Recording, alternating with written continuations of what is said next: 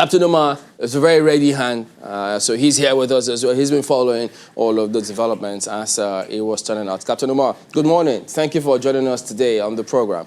So you've definitely been following this for a while now. And when you, the stories and narratives before the meeting and then the outcome of the meeting, what kind of picture did you get from all of this? First of all, good morning. And what we saw happen in Oyo State and other parts of the country is not surprising. They were just waiting to happen. If you recall, in this studio, sometime 2014, when the Agatus of Benue State took the heat from the same threat types, I said something specifically that MACBAN was struggling to own a problem that was not theirs. We also saw at that point the ethnicization of criminal elements.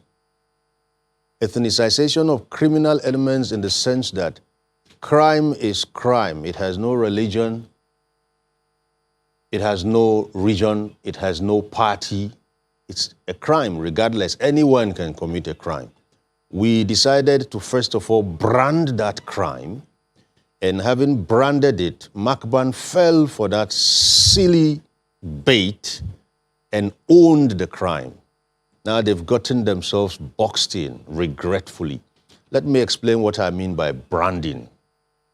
If you recall when COVID-19 started, it started somewhere in Wuhan, in China. The first thing the World Health Organization and the UN did was to unbrand the virus. Because if they didn't do that, in fact, the Chinese started taking the heat, actually. They were being segregated, they were being discriminated against. And at a point, efforts were made to ensure that, look, it's not about Wuhan and China, it's about a virus. We went that sorry way of, rather than looking at the crime, we were looking at the people or the region or the religion, and the umbrella body, MACBAN, did not help matters because they kept seeming to try to own the problem. Now we're here. We've had a meeting. We've had is it a communique now or a press release? Profiling the trends in Nigeria, I say well done.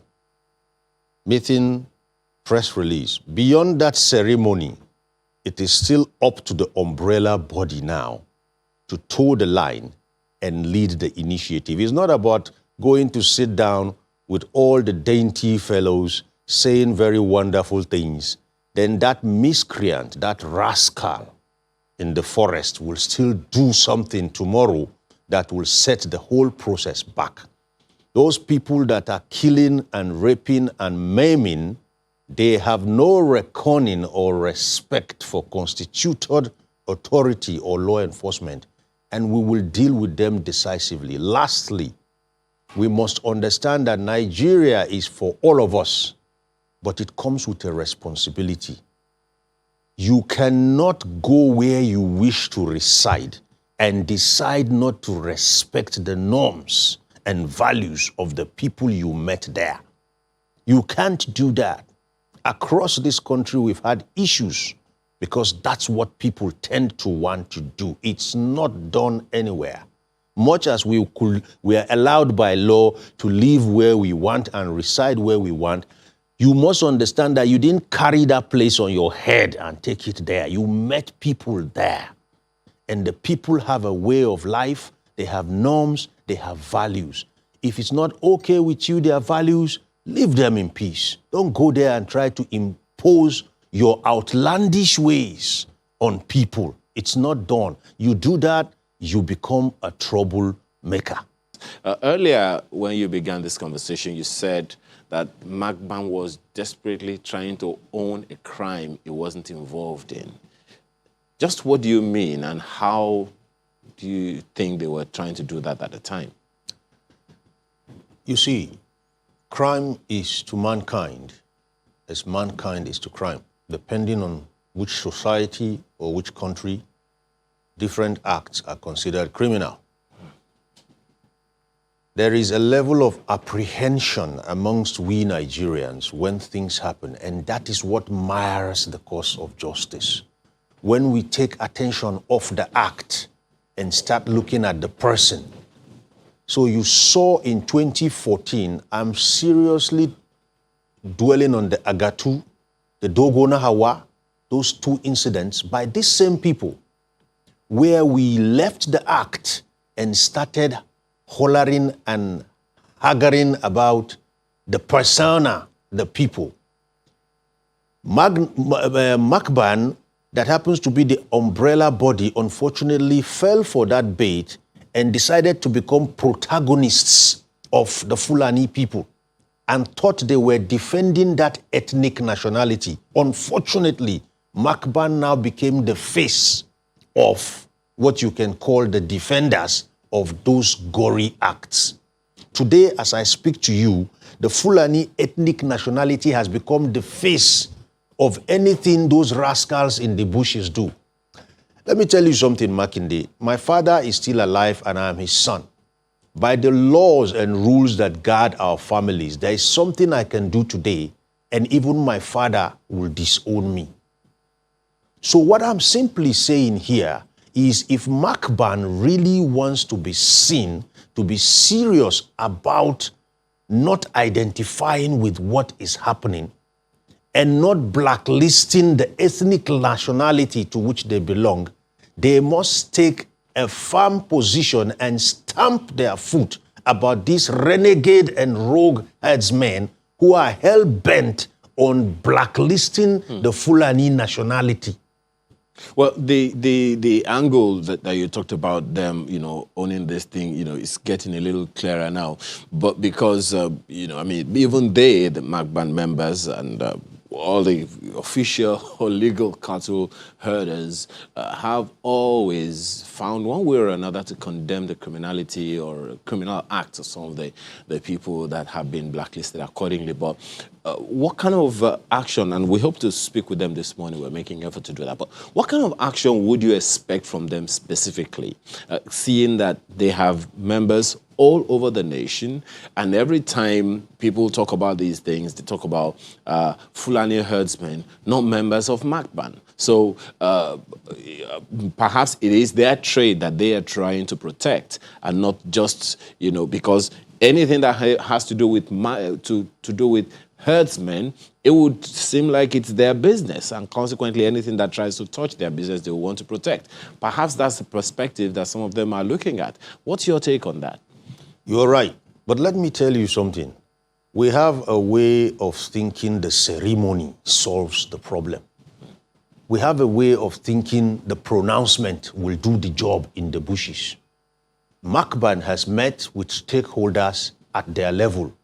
I can assure you those perpetrating the act are inane and oblivious of what is happening. You may be surprised that right after this meeting, these people will still do damage. Now, what I'm trying to say here is simple. What are the exact things we need to do?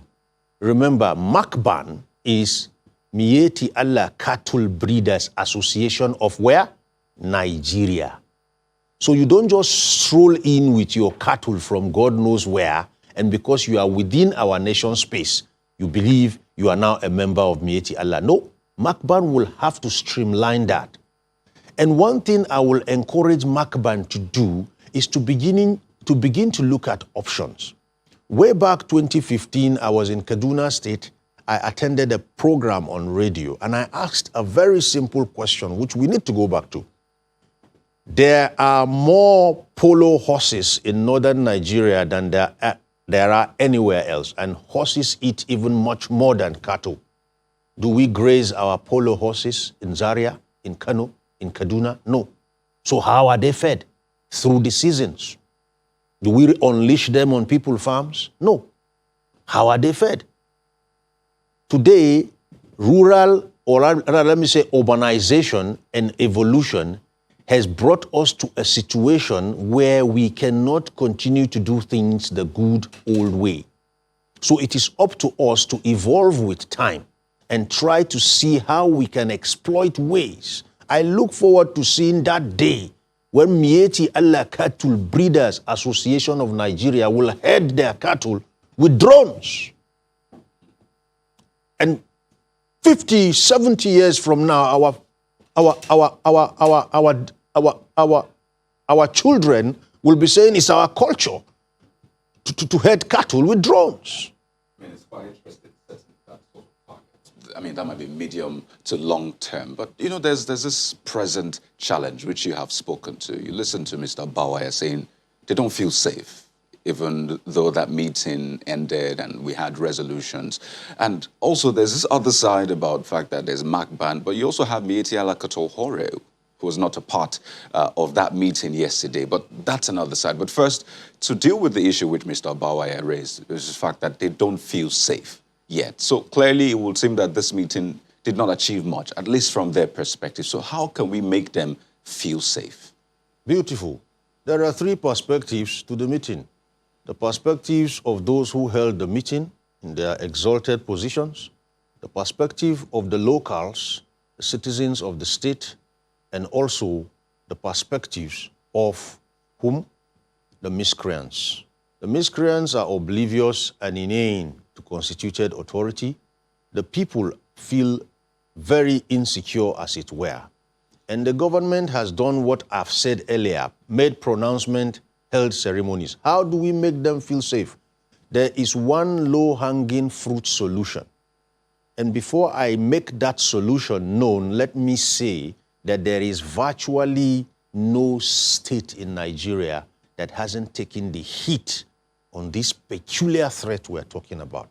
They are all over.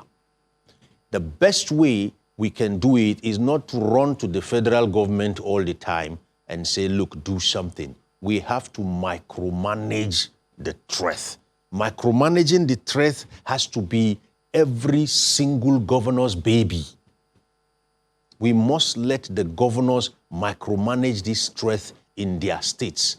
And if truly we want to coexist with each other, then where we find ourselves across cultural and religious,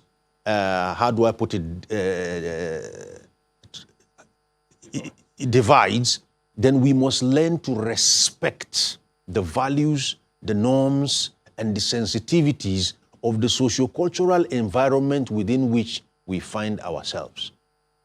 We must not begin to carry ourselves and try to go and impose ours on others. We are guilty of doing this across all regions of Nigeria.